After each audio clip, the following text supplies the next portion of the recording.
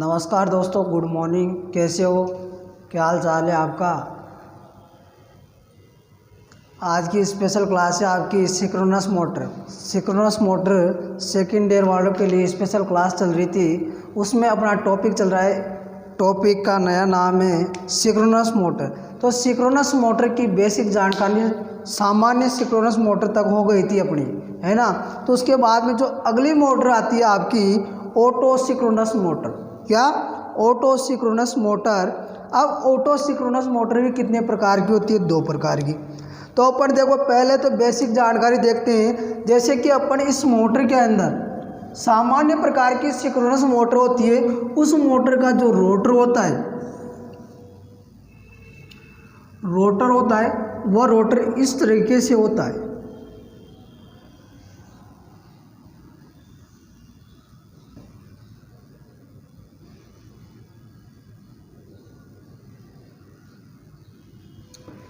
इस तरीके से, है ना। तो इस पर क्या होती है? चालक छड़ी स्थापित की जाती है। क्या स्थापित की जाती थी?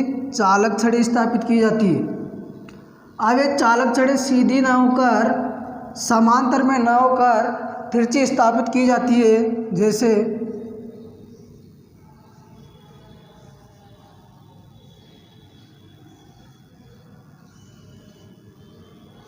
इस तरीके से स्थापित की जाती है, कुछ ऐठी हुई। यहाँ पर रोटर हो गया, ये क्या है? रोटर। अब ये रोटर हो गया, तो रोटर पर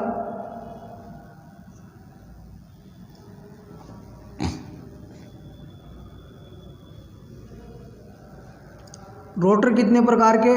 2 प्रकार के। रोटर कितने प्रकार के होते हैं? 2 प्रकार के। एक तो होता है आपका सिंगल केज। कौन सा? Single cage. दूसरा होता है डबल केज।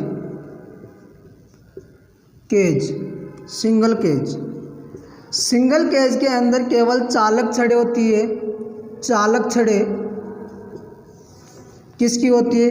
केवल कॉपर की। किसकी होती है? कॉपर की। जबकि डबल केज के अंदर क्या? डबल केज के अंदर 2 प्रकार की छड़ें होती है। छड़ कितने प्रकार की होती है? 2 प्रकार की। पहली कॉपर की, दूसरी होती है पीतल की।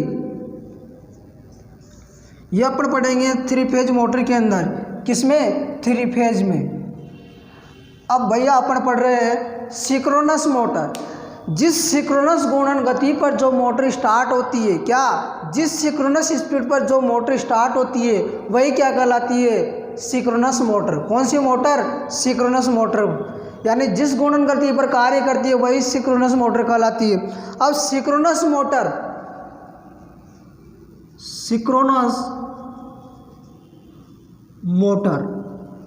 सिंक्रोनस मोटर 2 प्रकार की होती है। कितनी प्रकार की? 2 प्रकार की। एक तो होती है सामान्य synchronous motor,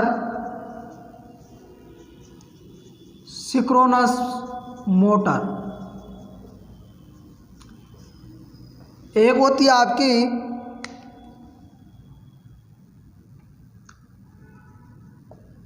auto synchronous motor,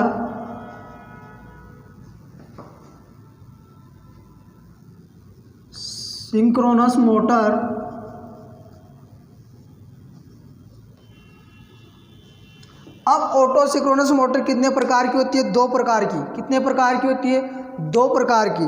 पहली होती है आपकी induction type,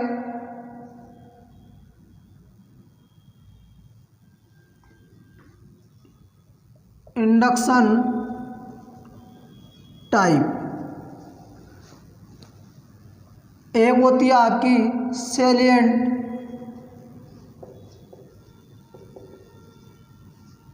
type. Synchronous motor कितने प्रकार की होती है? 2 प्रकार की। सामान्य सिंक्रोनस मोटर, दूसरी होती है ऑटो सिंक्रोनस मोटर। अब ऑटो सिंक्रोनस मोटर 2 प्रकार की होती है, इंडक्शन टाइप और सैलिएंट टाइप। सामान्य सिंक्रोनस मोटर होती है वह स्वयं सेल्फ स्टार्ट नहीं होती है। क्या? स्वयं सेल्फ स्टार्ट नहीं होती है, जबकि auto synchronous motor self start होती है। क्या? सेल्फ स्टार्ट होती है। अंतर इन दोनों में, अंतर कैसे? जो सामान्य सिंक्रोनस मोटर थी उसका रोटर इस प्रकार का होता है, जबकि ऑटो सिंक्रोनस मोटर की रोटर की संरचना में क्या कर दिया? परिवर्तन कर दिया। क्या कर दिया? परिवर्तन कर दिया। तो परिवर्तन कैसे किया? यानी कि जो आपका ये रोटर है, इस रोटर पर प्रेरण प्रकार का जो रोटर था, उस रोटर के ऊपर अतिरिक्त एक और वाइंडिंग स्थापित कर दी। क्या? एक और वाइंडिंग चालक छड़े हैं, इन चालक छड़ों के ऊपर एक और कॉपर की वाइंडिंग कर दी। क्या कर दी? एक और कॉपर की वाइंडिंग कर दी। इसको बोला जाता है वाउंड प्रकार का रोटर। वाउंड प्रकार का रोटर, इस तरह से एक और वाइंडिंग कर दी जाती है, इसको बोलते हैं वाउंड प्रकार का रोटर। वाउंड प्रकार का रोटर, अब इस पर इसके अंदर क्या होता है? एक्साइटर। वही एक्साइटर को कहाँ स्थापित किया जाता है? रोटर की सापट पर।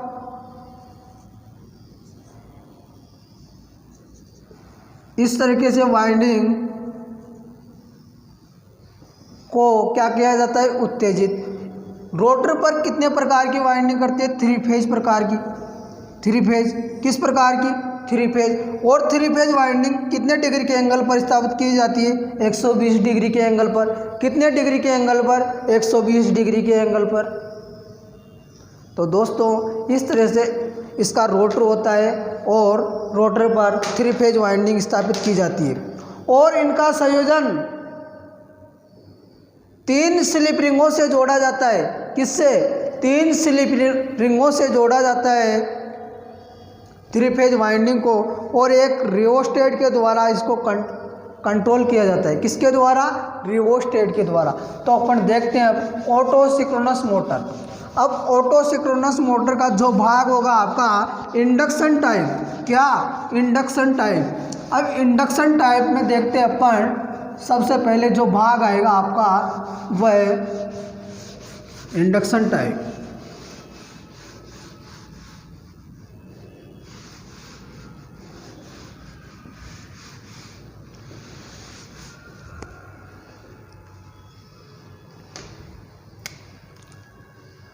सिंक्रोनस मोटर कितने प्रकार की? 2 प्रकार की। अपना पहला भाग हो गया सामान्य प्रकार का।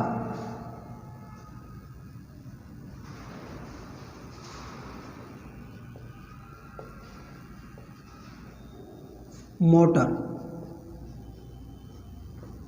सामान्य सिंक्रोनस मोटर। इसके बाद में आता है आपका auto synchronous motor. Synchronous motor.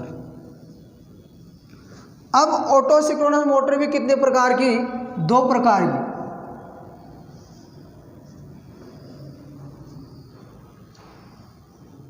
Induction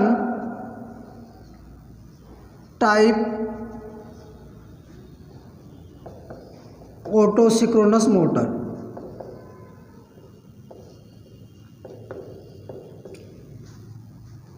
इसके बाद में होती है आपकी सेलिएंट टाइप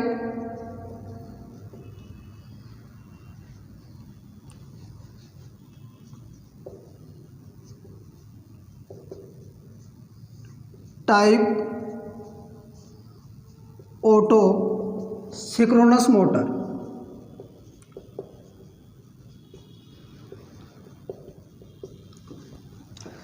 अब इंडक्शन टाइप जो सिंक्रोनस मोटर होती है, ये स्वयं सेल्फ स्टार्ट होती है। क्या होती है? स्वयं सेल्फ स्टार्ट होती है, क्योंकि आपके जितनी सामान्य सिंक्रोनस मोटर होती है वह स्वयं सेल्फ स्टार्ट नहीं होती है। क्या? स्वयं सेल्फ स्टार्ट नहीं होती, यानी कि इसका अवगुण स्वयं सेल्फ स्टार्ट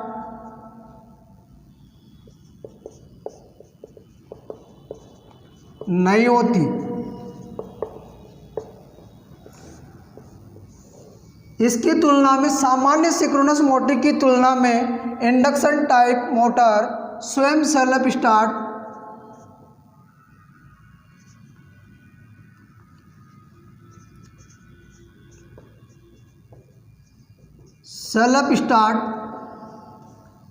होती है।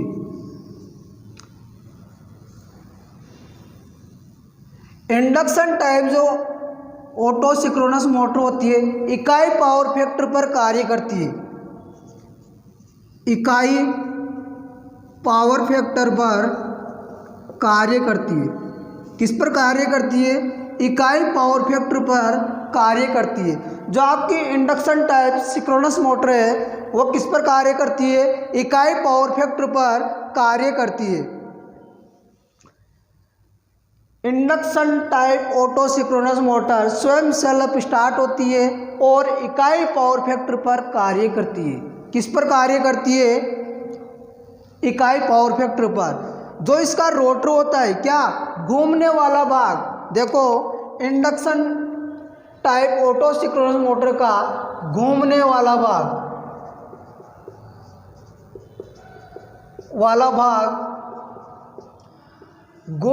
भाग क्या होता है? रोटर। क्या होता है? रोटर। इस रोटर पर क्या करते हैं अपन? वाइंडिंग करते हैं। क्या करते हैं? रोटर पर वाइंडिंग। घूमने वाला भाग कहलाता है रोटर और रोटर पर वाइंडिंग करते हैं अपन। क्या करते हैं? वाइंडिंग। और इन वाइंडिंग का संयोजन 3 स्लिप रिंगों से किया जाता है। किससे किया जाता है? 3 स्लिप रिंगों से किया जाता है। यानी कि वाइंडिंग का संयोजन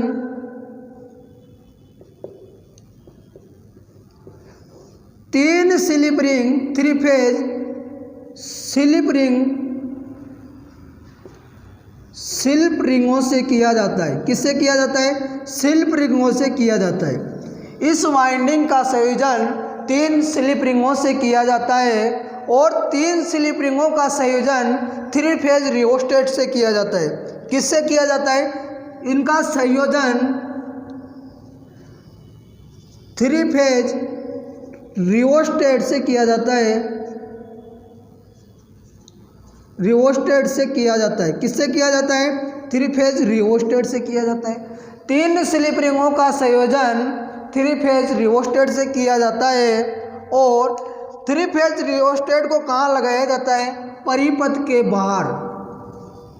परिपथ के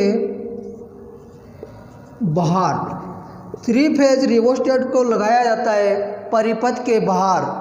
और परिपथ के बाहर एक और होता है, इसके चेंज ओवर स्विच। क्या? चेंज ओवर स्विच, इसको बोला जाता है चेंज ओवर स्विच। क्या बोला जाता है? Change over switch. और रोटर की सापट पर क्या? रोटर की सापट पर एक लगाया जाता है एक्साइटर। रोटर की सापट पर लगाया जाता है एक्साइटर और एक्साइटर का कार्य क्या होता है?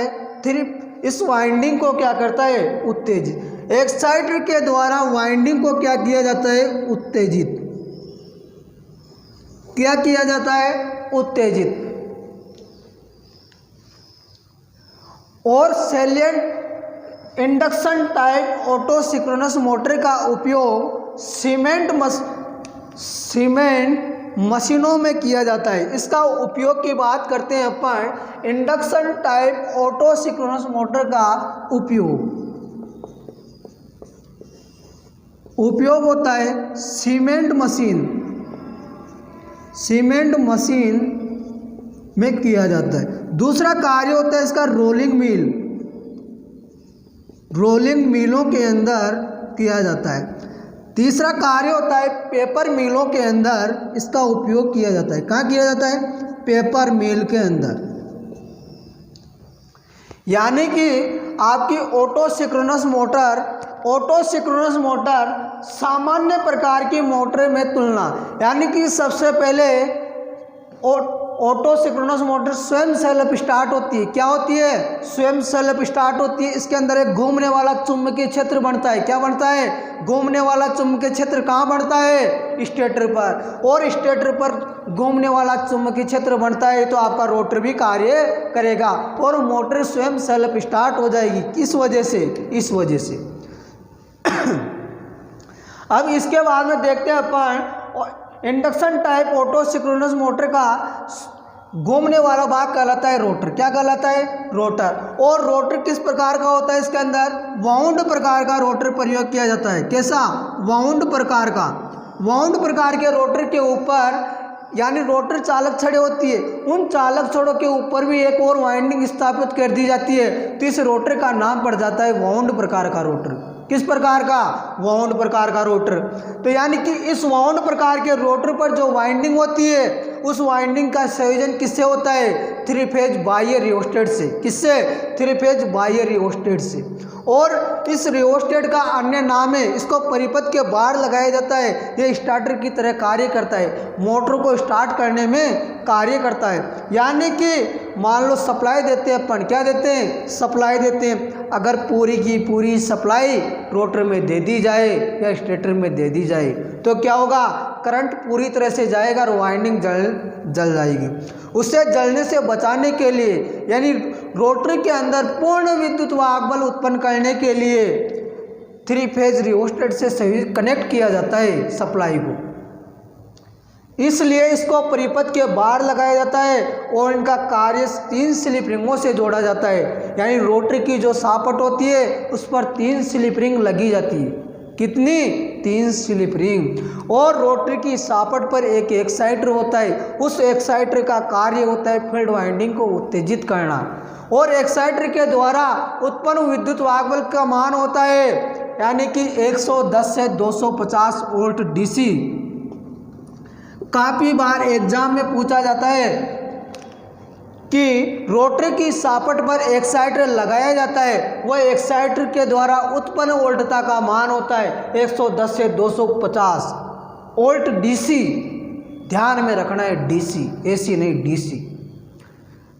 कंफ्यूज होने की जरूरत ही नहीं है। जो एक्साइटर होता है वो जनित्र होता है। क्या होता है? जनित्र होता है। और जनित्र कैसा होता है? शंट प्रकार का। कैसा होता है? शंट प्रकार का। ऑटो सिंक्रोनस मोटर किस प्रकार की? इंडक्शन प्रकार की। इसका उपयोग किया जाता है सीमेंट मशीन के अंदर, सीमेंट फैक्ट्रियों के अंदर, रोलिंग मिल के अंदर और पेपर मिल के अंदर। ऑटो सिंक्रोनस मोटर इकाई पावर फैक्टर cos फाई का मान होता है इकाई। क्या होता है? इकाई। जबकि सामान्य प्रकार की जो मोटर होती है दोनों पावर फैक्टर पर कार्य करती है, अग्रगामी और पश्चगामी, लीडिंग व लैगिंग दोनों पावर फैक्टर पर कार्य करती है। दोनों पावर फैक्टर पर कार्य करती है। और परिपथ, इसके अंदर परिपथ के बाहर एक स्विच लगाया जाता है, उसको बोला जाता है चेंज ओवर स्विच। क्या? Change over switch. तो थैंक यू दोस्तों, आज की क्लास यही समाप्त करते हैं अपन induction type auto synchronous motor पर। जो अगली मोटर आएगी आपकी salient type auto synchronous motor. और दोस्तों बहुत ही जल्दी मैं क्वेश्चन सीरीज स्टार्ट करने वाला हूँ, तो एग्ज़ाम में बहुत कुछ लाभ होगा आपको। थैंक यू, धन्यवाद।